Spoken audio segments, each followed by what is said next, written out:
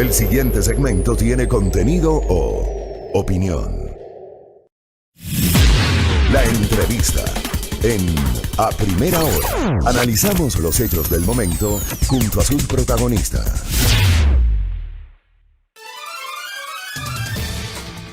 7 de la mañana con 43 minutos. Hablemos de economía. En los próximos días Ecuador va a recibir un nuevo desembolso del Fondo Monetario Internacional. El directorio ejecutivo del organismo multilateral aprobó el acuerdo por 6.500 millones de dólares. Estamos ya con el ingeniero Osvaldo Landazuri, él es analista económico con quien abordaremos este tema. Bienvenido, buenos días. Buenos días, Silrat. Gracias por la invitación. Muchas gracias a usted. Bueno, inicio preguntándole, ¿es positivo este acuerdo con el Fondo Monetario Internacional? Se habla de 6.500 millones, es el valor que, pues, por el que se ha aprobado este nuevo acuerdo. Hoy llegará a los primeros 2.000 millones de dólares. ¿Cómo ve usted este tema? Mire, Silrat, yo creo que he sido los más objetivos en entender que no hay que estar contentos por tener que acordar con el Fondo Monetario. Realmente al Fondo Monetario se llega por fuerza y se llega cuando usted ya no tiene alternativas. Lo que sí es cierto es, insisto, no había ya muchas alternativas. Si uno pregunta, bueno, ¿con quién se endeuda? ¿Qué es lo que hace? Las respuestas que no son demagógicas ya son muy poquitas. Es decir, a usted le quedaba seguir endeudándose con China, lo cual también estamos tratando de hacer, o el Fondo Monetario Internacional. Y para aquello, lo que es malo, si cabe el término, lo que es incómodo del Fondo Monetario es que al ser un banco le exige cosas. Es decir, yo te presto plata, la tasa es atractiva, son buenos plazos, pero, entonces ahí viene un pero muy grande. Tienes que bajar el gasto como Estado, tienes que quitarme los subsidios y además tienes que hacer una reforma tributaria que te permita recaudar más.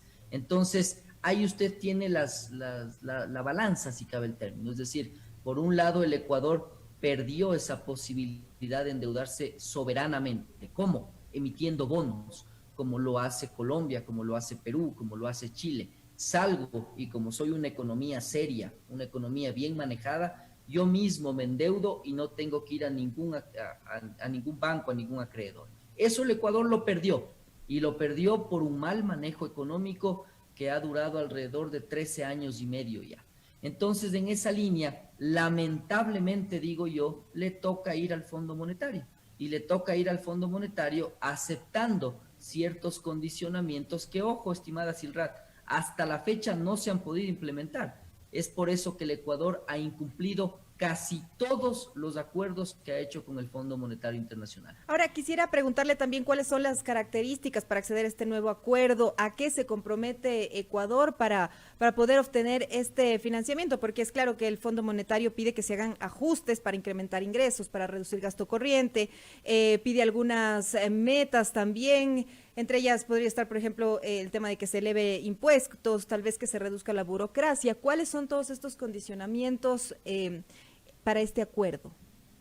Mire, Silrat, yo creo que sin ser ingenuos, usted recordará que el último acuerdo fracasó, y el último acuerdo con el Fondo Monetario fundamentalmente estaba basado en, yo diría que 2 o 3 ejes básicos. El primero, un Estado más pequeño, es decir, le decían baje los gastos. Por eso el gobierno, de una manera horrorosa, trató de quitar los subsidios en el mes de octubre pasado. Usted recordará ese episodio triste de nuestra historia.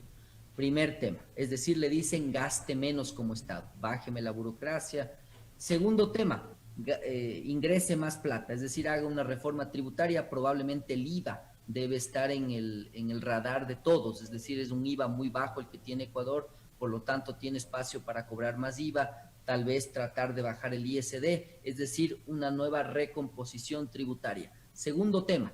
Tercer tema, la institucionalidad del país, es decir, tiene un banco central que puede elegir, tiene un banco central que se vuelve en un confiable, en un tercero confiable, en un auditor racional. Esos temas no han cambiado, Silrat. Entonces, sin ser ingenuos otra vez, lo mismo le deben estar pidiendo ahora, pero con el cambio de que ahora usted está mucho más complicado. Entonces, cada vez que pasa el tiempo, usted regresa al fondo, cada vez, perdón la redundancia, más y más complicado encaja. Entonces, lo que va a pasar es que le van a decir lo mismo que le han venido diciendo. Es decir, hoy entiendo que se ha añadido el tema de la corrupción, es decir, que usted le garantice institucionalidad para que no se pierdan los recursos, porque lo cierto, estimada Silrat, es que cuando usted ve el presupuesto del Estado y le compara con los escándalos de corrupción, se da cuenta que mucha plata se está yendo por esa vía. Pero volviendo a su pregunta central, fundamentalmente son esos tres temas, es decir, bajar el tamaño del Estado y los gastos, subir los ingresos con una reforma tributaria y tercero, darle independencia al Banco Central y a otras instituciones que sirvan como un tercero confiable. Ahora, según la directora del Fondo Monetario Internacional, Cristalina Georgivesa, algunas de las metas que deberá cumplir el gobierno ecuatoriano están enfocadas, por ejemplo, en una legislación, lo que nos había comentado, anticorrupción, que debe ser aprobada antes de fin de año para proteger el dinero público y también para catalizar la inversión privada. ¿Se puede, se alcanza, Ecuador va a cumplir, se va a poder cumplir con, por ejemplo, estas solicitudes que ha hecho el Fondo Monetario? Esa es una excelente pregunta y ahora que terminaba una entrevista me preguntaron algo similar. Mire, el Ecuador no ha tenido una planificación exitosa, estimada Silrat, es decir, tratamos de hacer el apuro, reducción del tamaño del Estado, reducción de subsidios, independencia del Banco Central, cuando son temas muy profundos.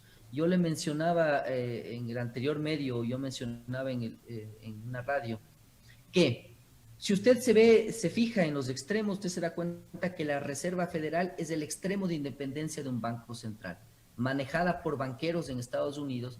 El presidente Trump se pelea y se pelea de manera directa y la Reserva Federal hace lo que técnicamente cree que debe hacer.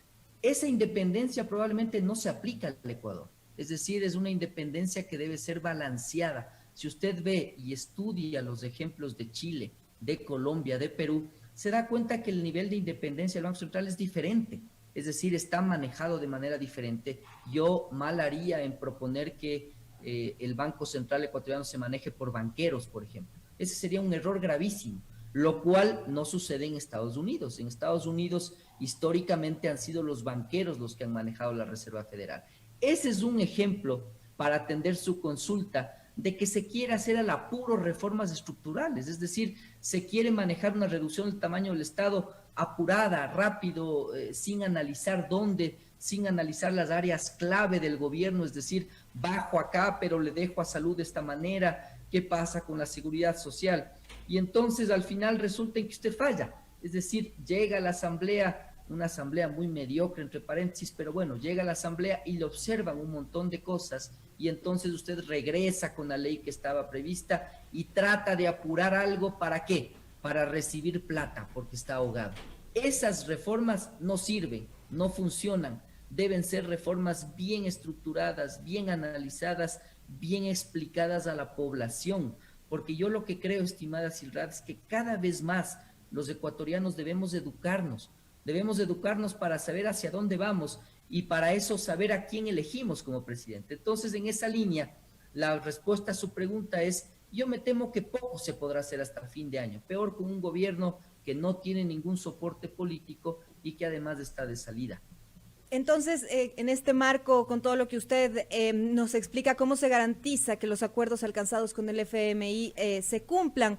Considerando también que el gobierno está prácticamente de salida, ¿cómo el organismo se asegura de que las autoridades que lleguen a Carondelet para el próximo periodo mantengan los acuerdos? No hay certeza de aquello, estimada Silrat. Le recuerdo que de los acuerdos, perdón la redundancia, que ha firmado el Ecuador con este organismo, apenas uno se ha llegado a cumplir. Si hemos firmado 20, me parece, creo que uno apenas hemos cumplido. Es decir, lo que debemos estar claros, estimada Silrat, es que el Fondo Monetario le presta 4.000 millones por la pandemia. Es decir, ellos suben la cantidad a prestar porque ya ven la dificultad social que está viviendo América Latina. Entonces, si usted se fija en las noticias, va a darse cuenta que ya hay hordas de inmigrantes queriendo ir de Centroamérica a Estados Unidos. La corrupción se sigue aumentando, el narcotráfico también, y entonces, ¿qué dicen los países desarrollados? Dicen, démosles algo de plata para tratar de bajar la tensión social y no tengamos migración, no tengamos narcotráfico, no tengamos inseguridad. Por eso le prestan 4.000 millones de dólares. No es que le prestan porque Cristalina es muy amiga de Lenin o porque el Ecuador ha manejado muy bien su economía. Mentira, le prestan por la pandemia y por todo el problema social que esto ocasiona. Con eso dicho, usted se va a dar cuenta que muy probablemente este gobierno no pueda cumplir todo lo que le pide el Fondo Monetario. Es decir, no va a poder abarcar una reforma tributaria. Le veo muy difícil una reforma laboral sin soportes en la Asamblea.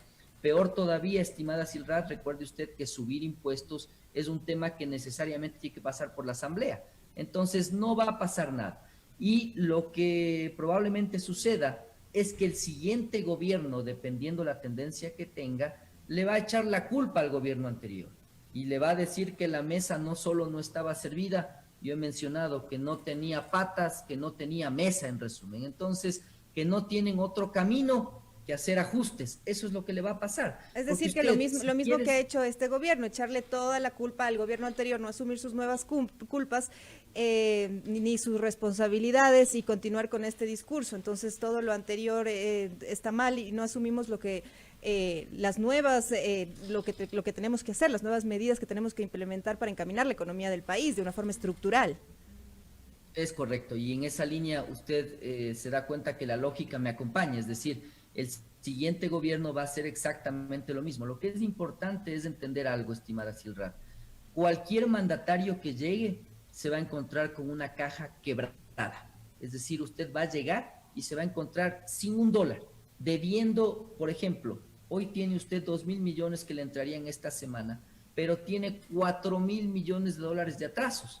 Es decir, le debe ya a salarios, les debe a doctores, les debe a trabajadores que prestan servicios de limpieza, le debe a todo mundo, en resumen, les debe a los GATS, es decir, no le alcanza ya la plata. Fíjese que van a llegar esos 2.000 millones y la primera pregunta que nos hacemos los que manejamos actividad privada es, usted se está endeudando para pagar gasto corriente, es decir, usted toma deuda a 10 años para pagar sueldos. Esa es la primera interrogante que realmente apena mucho, es decir, el Ecuador está tomando deuda para pagar salarios, para pagar temas que son de gasto corriente. Para que la gente entienda, es como que usted se endeuda para pagarle a la chica que trabaja haciendo limpieza en su casa, o al chofer, o al jardinero. Eso no tiene lógica, es absurdo, no es sostenible. Entonces, la primera gran pregunta que nos hacemos es ¿qué viene luego? Mucho más cuando este gobierno incluso anticipó impuestos para el año que viene. Entonces, con eso dicho, nos encontramos con esa disyuntiva y en la respuesta a la consulta, muy probablemente las reformas estructurales vendrán por fuerza, es decir, cuando el gobierno que entre se encuentre sin un solo dólar. Y ahí la sociedad va a tener y se va a poner a prueba la madurez y la racionalidad para aceptar lo inevitable. Y es decir, que usted tiene que aceptar que si es que no hace reformas laborales, el desempleo le va a seguir creciendo. Tiene que aceptar que si es que no quita los subsidios, usted está cambiando empleo por gasolina barata. Eso tampoco tiene lógica, estimada Silra. Tenemos que transparentar las cosas. Ahora, Diario Expreso publicó ayer y hoy que además de los 6.500 millones de dólares que llegan del Fondo Monetario Internacional, se buscan otros 1.400 millones en preventas petroleras con China. Estas preventas que este gobierno criticó tanto del gobierno anterior caen en la misma práctica. Pero esta política también de endeudarse no complica aún más a los próximos gobiernos. ¿Qué es lo que debería hacer quien llegue a Carondelet para el próximo periodo, pues para asumir toda este endeudamiento que se está generando y que continúa, ¿no?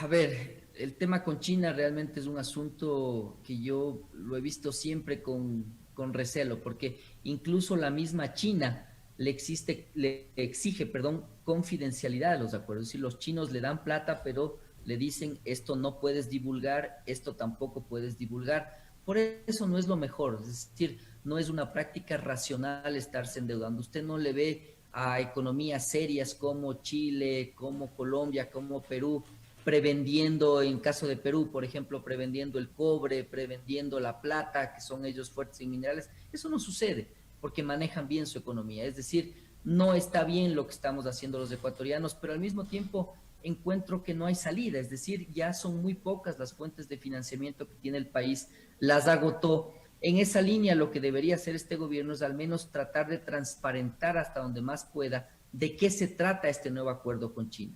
Es decir, cuántos años comprometemos nosotros el petróleo, cuántos barriles son, y eso ojalá el propio gigante asiático le deje hacer, porque este gobierno y el propio ministro de Finanzas fue uno de los mayores críticos de las preventas petroleras. Y lamentablemente, como no pudieron hacer ninguna reforma estructural significativa, se ven obligados a mantener ese tipo de endeudamiento que, insisto yo, es un endeudamiento que no le aclara las cosas, que no le presenta certezas y que además le deja complicado al que viene. Lo que sí hay que ser objetivos, estimada Silra, es que la negociación que hizo este gobierno de deuda sí le va a aliviar la caja en parte a los gobiernos que vienen. Entonces, Precisamente, ahí habría que ver sumas y restas. Precisamente ese era mi siguiente cuestionamiento, ¿no? ¿Qué pasa con el manejo de la deuda pública? Son alrededor de 58.000 millones de dólares a lo que asciende la deuda pública en total. Los tenedores de bonos son alrededor de 17.000 millones. Se habla de un alivio, de una reducción con la renegociación de 1.500 millones de dólares menos. ¿Cómo se lee también este manejo de la deuda? ¿Se hizo lo correcto? ¿Cómo lo califica usted? Yo lo califico de gris, es decir, ha habido cosas buenas, es decir, la negociación de deuda realmente fue bien hecha. No creo que tan distinto a lo que logró Argentina, y Argentina fue mucho más rígida en decir, hoy no puedo pagar, primero es la salud de mi gente, y al final del día el resultado no fue muy distinto. Es decir, yo veo que usted tuvo que pagar un montón de cosas para que pueda negociar la deuda, pero bueno, al final tiene usted la parte positiva, que es haber renegociado, extendido los plazos, bajado la tasa de interés y bajado los montos en alrededor de 1.500 millones de dólares. Pero ojo, lo que la población no sabe es que para lograr esto nos tocó incluso prepagar deuda. Es decir, nosotros no solo pagamos, estimada Silra, yo siempre estuve de acuerdo en pagar esos 340 millones de dólares, que era una porción de deuda de tenedores que no aceptaron la renegociación. Entonces usted cumple y paga la deuda que se vence. Pero además le tocó prepagar 1.000 millones de dólares por una decisión del propio ministro de Finanzas del año 2018, que tomó una decisión muy riesgosa, tomó ripos. Eso es complicado desde el punto de vista financiero, pero en resumen usted garantizó deuda con bonos. Cuando esos bonos subían o bajaban de precio, a usted le llamaban al margen, se llama en finanzas. Son temas complicados, pero en resumen, usted tuvo que prepagar. Esa fue la parte negativa. Si usted suma y resta, yo creo que al final termina siendo relativamente positivo lo que se logró, insisto, sin que haya sido muy diferente a lo que logró Argentina, siendo mucho más rígida. Argentina dijo, yo no pago, y me siento a negociar diciendo no pago. Al final fueron resultados similares, pero veremos en la historia, juzgaremos, creo, con más objetividad y con mayores datos quién tuvo más éxito, si Argentina o Ecuador, que ambos se sentaron a renegociar, y ese más o menos es el balance, estimada Silrar, temas positivos y temas negativos. Ahora, ya para cerrar la entrevista, me gustaría preguntarle sobre los microcréditos en el país. ¿Por qué tenemos una tasa del 28% para este tipo de ayuda financiera cuando el microcrédito se necesita para reactivar al país? ¿Por qué no se establecen políticas para reducir estas tasas de interés para el microcrédito? Mire, Silrar, yo he participado en algunos foros de tasas de interés, y lo que yo sí le digo es que usted por ley no puede bajar las tasas. Y digo yo por la racionalidad que significa lo que le voy a explicar. Si usted le baja las tasas por ley, lo que va a hacer es que el banquero deje de prestar. Es decir, lo que sí es potestad del banquero es decir, yo no presto plata. Eso sí usted no le puede obligar. Y por lo tanto, si usted le baja la tasa, tiene que balancear riesgo y retorno. ¿Qué es lo que sucede en el país hoy? Lo que sucede es que usted tiene 4 o 5 bancos grandes que tienen un mercado cautivo de ecuatorianos. Es decir, yo he mencionado, es parecido a que si usted se compra una camisa en Cuba Es decir, en todos lados cuesta lo mismo, es decir, no hay competencia. Claro, No pero es que por ejemplo, el tema de los bancos. Los bancos trabajan muy poco con microcréditos precisamente por la tasa alta que tienen de interés. Más bien esto se va por las cooperativas y por otras entidades, más que por los bancos en general. hacia allá iba a llegar con el tema conceptual. Primero, estimada Silrat, lo que yo decía es, primero usted no puede bajar por ley, tiene que fomentar competencia. Y en el tema del microcrédito, lo que sucede es que es un crédito mucho más riesgoso, es decir, es un crédito en el que usted generalmente no tiene garantías, generalmente tiene situaciones más informales que el de una empresa y eso hace que la tasa suba. Pero cuando usted entiende el problema general de tasas, se da cuenta que es un problema estructural bien complejo. Incluso yo he pensado, estimada Silrat, que en algunos segmentos sería conveniente dejar que las tasas floten libremente. ¿Para qué? Para que vengan bancos extranjeros o bancos grandes, bancos fuertes, porque sabe que en muchos casos yo he analizado que un gran problema que tiene el Ecuador no solo son las tasas, sino es además la cantidad de dinero que se presta, no solo para el microcrédito, sino para el crédito en general. Es decir, es muy poco lo que se coloca. Y eso entonces hace que al final del día sea además costosa la colocación. Entonces, el microcrédito entra en esta categoría. Lo que sucede es que usted debería dejar, por ejemplo, que participen en este segmento entidades sin fines de lucro, por ejemplo, si quiere bajar la tasa. Es decir, ONGs, ayuda internacional, que presentan, eso ha pasado en África, ha pasado en Asia, usted tiene ONGs que le ven al microcrédito de manera diferente. Pero hay otro grave problema, estimada Silrat, que incluso hay gente que no accede ni al microcrédito y se endeuda al chulco, lo que se conoce como el chulco de manera informal, y esas tasas son del 50, del 60%. Es preferible entonces legislar en esa capa de la población y tratar de que existan más participantes. Por eso yo decía, en el ejemplo fundamental de los bancos, un tema grave, la competencia. En el microcrédito es exactamente lo mismo. Hoy las casas comerciales, por ejemplo, dan crédito. ¿Por qué? Porque no existen instituciones financieras dedicadas a aquello, como pasa en Colombia, por ejemplo, que cubren ese segmento de la población, incluso con tasas que son más altas, pero que es preferible al crédito informal que se da mucho en nuestra sociedad. Muchas gracias, gracias por esta entrevista, ingeniero. A usted, Silrad, muchas gracias por la invitación. 8:05 estábamos dialogando con Osvaldo Landázuri, él es analista económico. Tratamos acerca pues del manejo de la deuda externa, la deuda pública del país y también los términos pues de esta última deuda que ha adquirido el Ecuador por $6.500 millones con el Fondo Monetario Internacional.